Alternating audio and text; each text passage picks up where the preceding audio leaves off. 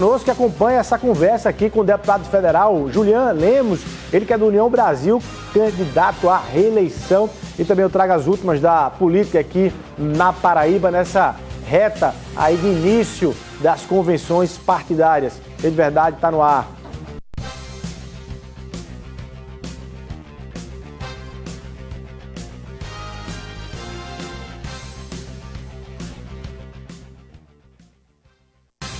Olá, minha Paraíba, muito boa tarde. Segunda-feira, dia 18 de julho de 2022. Estamos começando a semana que quarta-feira inicia aí o período das convenções partidárias, quando as legendas definem, oficializam seus candidatos nas eleições desse ano. E você segue acompanhando a programação da sua Arapuã para poder ficar por dentro de todos os detalhes e as movimentações da política aqui na Paraíba. Muito bom reencontrá-lo aqui acompanhando a programação da TV Arapuã. Meu convidado de hoje não deixa pergunta sem resposta, é pré-candidato à reeleição, deputado federal Julian Lemos, do União Brasil. Deputado, muito boa tarde, obrigado pela sua presença aqui no Rede Verdade. Vai começar de fato. Boa tarde, Luiz, boa tarde toda a Paraíba, obrigado mais uma vez por estar aqui. E mais uma vez à vontade aqui para a gente falar sobre mandato, sobre a política, tudo o que você quiser saber. E aqui, tirando de lado essa história de polêmico, né, que a gente não tem nada de polêmica. Você está numa versão mais Julian, paz e amor. Não, eu estou bem mais maduro, né? A política amadurece, a vida vai passando e a gente não vai querendo mais perder tempo com discussões inúteis e tal. Eu acho que tem muita coisa séria para a gente perder tempo apenas com polêmica. E, na realidade, nunca fui polêmico. Eu sou um cara de posições firmes. É diferente. Deputado, por falar em posições, em 2018 você foi eleito deputado federal. Ao lado ali, não tem como tirar isso, do presidente Jair Bolsonaro. Então, candidato Jair Bolsonaro, e você era uma figura, o homem de Bolsonaro aqui na Paraíba, de abrir as portas, inclusive, até regionalmente, falando no Nordeste, mas especificamente aqui na Paraíba, e aí Julian Lemos vira deputado federal. Agora, em 2022, qual é a sua marca? O que é que as pessoas vão olhar e dizer assim, vota em Julian Lemos, o que é que você está entregando do ponto de vista de pré-candidatura e de candidatura a partir do dia 5 de agosto nessa sua reeleição, já que você se distanciou aí dessa relação com o presidente Jair Bolsonaro? Boa sua pergunta, Luiz. Suas palavras são as palavras ditas por Jair Bolsonaro aqui durante muitos anos, né? Eu digo muitos anos, mais 3 anos e meio. Exatamente o que você falou, o que ele falava a meu respeito. Na realidade, nunca me distanciei dele. A convivência ali, todo mundo sabe, em relação a filhos e tal, ficou muito complicada, mas eu continuei sendo o que eu sempre fui. Eu costumo dizer, né, que o bolsonarismo ele é um conjunto de ideias, de sentimentos, que nasceu em 2012, naquele movimento, né, o Gigante Acordou Tal. Existiam precursores desse movimento, como o Dr. Enéas, que foi o melhor presidente que não tivemos, na minha opinião. O próprio Sérgio Moro, todo aquele movimento que culminou nessa mudança em 2018. Agora, o que é que espera para mim esse ano? Um homem muito mais maduro, que conhece a política por dentro, que teve a facilidade quando eu digo facilidade, que há dificuldade nesse sentido, mas eu digo a facilidade porque é possível fazer, cumprir os compromissos de campanha. Tanto que o eleitorado busca políticos que falem a verdade, que cumpram o que falam, e eu fiz isso. Eu tinha 3 principais bandeiras, fora apoiar o então governo do presidente Jair Bolsonaro, o governo brasileiro, né, o que eu tenho feito isso aqui na Paraíba como o maior nome que apoia as pautas do governo do presidente, sem conteste, tá? Do governo do presidente. Porém, eu tinha 3 bandeiras.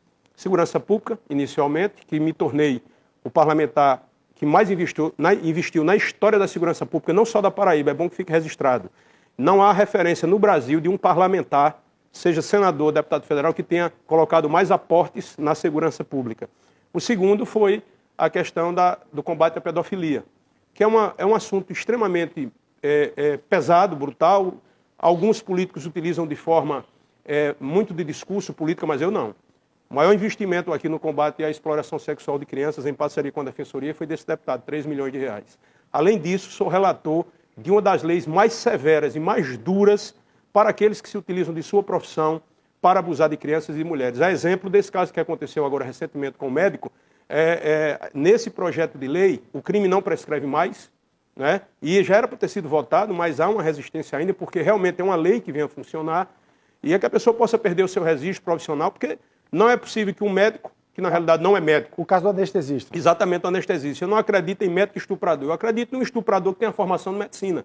Eu não acredito em pastor que estupra, nem padre, nem professor. Quem faz isso utiliza da profissão para cometer um crime desse, que destrói a vida das pessoas e tem consequências na sociedade, depressão, suicídio, é um combo que vem destruindo a vida das pessoas, inclusive da família. Ninguém consegue conviver mais normal com um caso desse. Então eu fui, inclusive colhi também as assinaturas da CPI da pedofilia, eu preciso continuar esse trabalho, porque no Congresso eu vi que não existe força e coragem suficiente para enfrentar os grandes, porque pegar abusador Zé Ruela, qualquer um pega. Eu quero pegar os grandes também.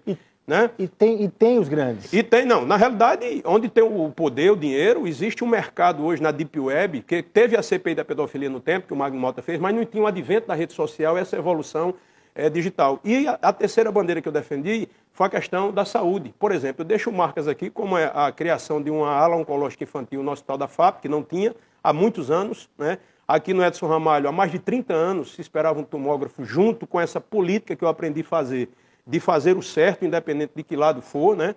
Porque meu lado não é esse aqui, gente, nem esse aqui. Meu lado é em linha reta ou para cima.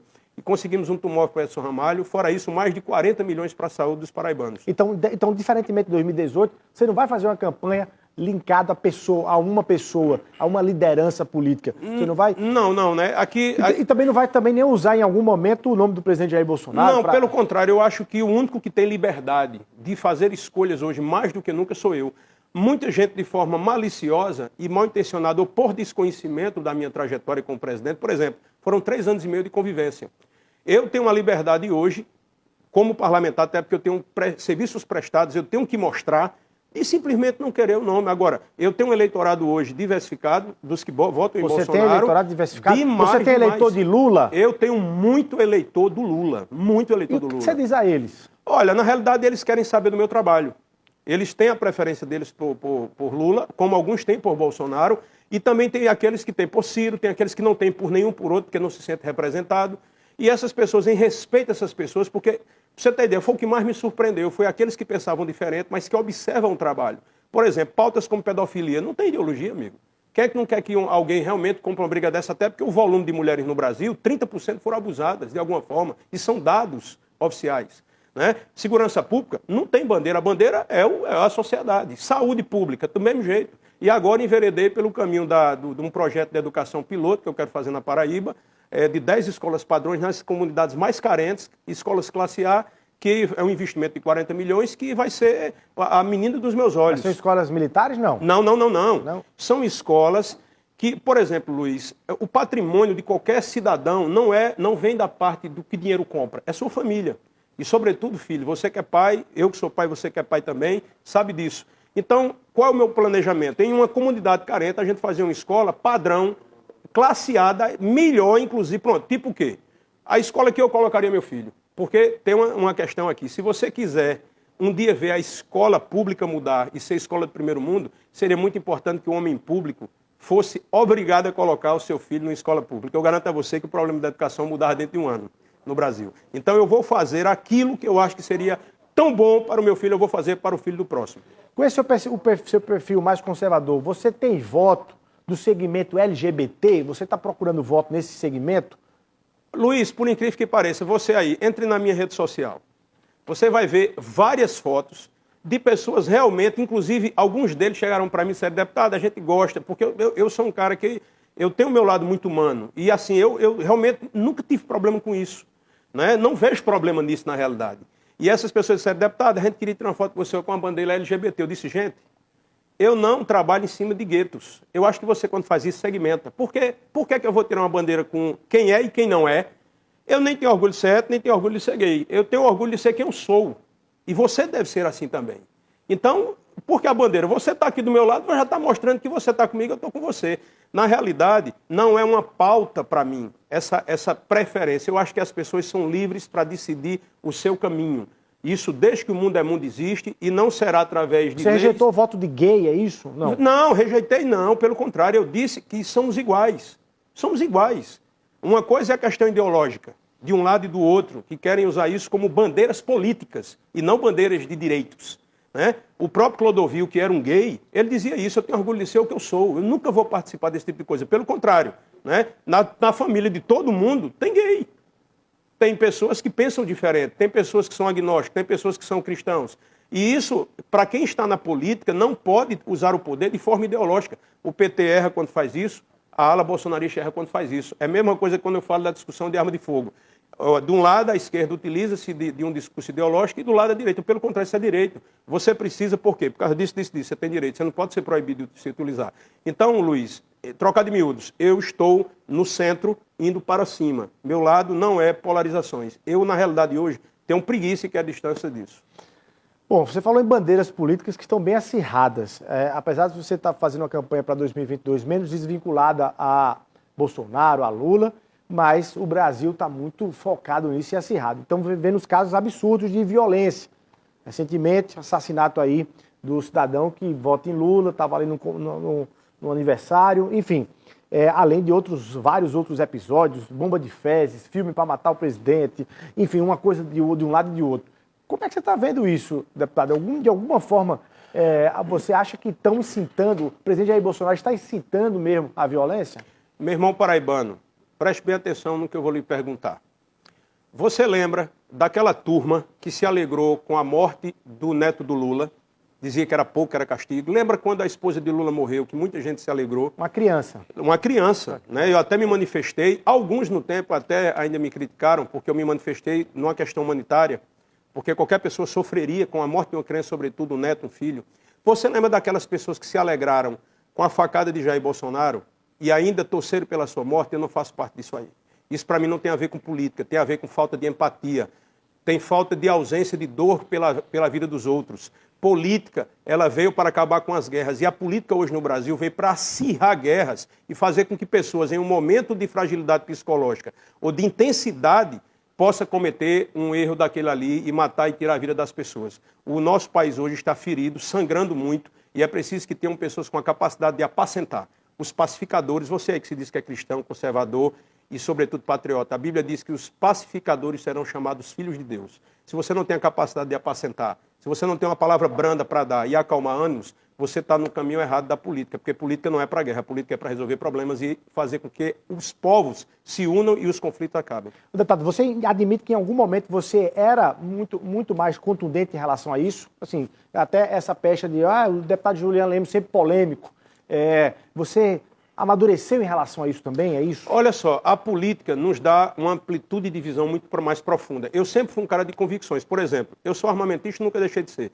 Eu sou pró-vida, só para você ter ideia, sou contra aborto, né? Porque é um debate que a gente se aprofundar. Eu sempre olhei que o debate, por exemplo, do THC, para você que não sabe, que é o uso medicinal da maconha para as pessoas que têm filhos com autismo, com epilepsia, e esse debate sempre fica ideológico. De um lado, um quer defender... Tem que ser contra tudo. Tem que ser contra tudo. Não, eu sempre fui assim. Na realidade, eu sempre fui o lado mais moderado. Tanto eu como o Gustavo Bebiano, que faleceu. A gente era o lado moderado, tanto é que eu nunca tive problema com o Jair, mas os problemas aconteceram em relação aos filhos. Por quê? Porque são extremamente polêmicos nesse sentido. E eu sou um camarada aguerrido. Eu posso dar tudo ao rei Luiz, eu só não dou minha dignidade. A política não vai tirar minha dignidade e nem vai tirar os meus valores. Eu não mudei, eu sou o mesmo Juliano de 2018, só que mudei em 2022. Um camarada muito mais maduro, tolerante, sim, porque eu tenho uma atração de mudar aquele que pensa diferente de mim. Então eu vou lá conversar com ele, mas eu não vou agredi-lo. De forma nenhuma. Esse tipo de política que é feito no Brasil hoje vai ser feita a batalha de pirro, que só ficou os pedaços depois no final e ninguém ganhou. Né? Vence, mas perde ao mesmo tempo. Vence, mas não leva. Tá. Deputado Juliano Lemos, vamos falar de política da Paraíba aqui, eleições. Você está fechado aí com a candidatura de Pedro Cunha Lima para o governo, de Efraim Filho para o Senado. Por que tem tanta discussão de que Pedro vai desistir aí? Qual é a sua leitura em relação a isso? Olha, eu não acredito que Pedro desiste da eleição. O Pedro é um político preparado. Mas por que se permite esse debate? Olha, na realidade a política tem esse debate, especulação todo minuto. Já chegou gente para perguntar se eu vou ser candidato ou não. Eu digo, onde foi que você viu dizendo que eu não vou ser? E nunca existiu esse tipo de leitura. O fake news hoje, ou então a desinformação, se tornou fonte de informação. Rede social hoje muitas vezes desinforma mais do que informa. O meu projeto é vinculado ao de Pedro. Né? Todo mundo sabe que eu sempre tive uma boa relação institucional com o governador João, mas não avançamos em um projeto. Por que não avançou? Não avançou, não dependeu só de mim, depende de um... Quando a gente fala o governador foi lento? Não, eu acho que como chefe maior do Estado, ele e como uma pessoa que tem um cargo importante como o dele, ele deveria... Não é uma questão só de chamar o deputado, é dizer onde o deputado se encaixa em um projeto. E eu não fui chamado para fazer parte de um projeto. Apoio, o deputado não precisa desse tipo de coisa. Já Pedro não. Pedro me chamou, eu falei com ele sobre exatamente a defesa que eu tenho em relação à segurança pública, ele disse, concordo, vamos para cá, a gente sentou, conversou, inclusive ele fez uma declaração agora na rádio sobre isso. Então, assim, eu tenho pautas, né? Eu tenho pautas ligadas ao combate à pedofilia, segurança pública, saúde e educação. Então, eu tive essa forma de construir isso junto com o Pedro e, na realidade, eu ia para onde? Se não fosse para algo que eu pudesse compor um projeto de governo. Então, é por esse motivo que eu fiz a opção e na política a gente tem que fazer, antes de tudo, onde você tem mais sintonia de pensamentos, né? E Pedro é um deputado que, além de tudo, é um amigo que eu tenho. Agora, ele votou contra a PEC da emergência, que garante aí os benefícios sociais para o Brasil. Você acha que ele errou? Você não, votou a favor, olha né? só, você nunca vai ver, e eu não tenho papas na língua, você nunca vai me ver comentar um voto de um parlamentar. Primeiro, é indelicadeza, por quê? Porque o parlamento ele tem essa liberdade de fazer de acordo com sua visão de mundo e sua visão política. Eu, por exemplo, votei a favor, mas eu sei da gravidade da PEC kamikaze, mas eu não poderia votar, pelo menos nesse primeiro momento, com Você pessoas... ficou com receio eleitoral, com medo eleitoral. Não é só isso, não. Voto.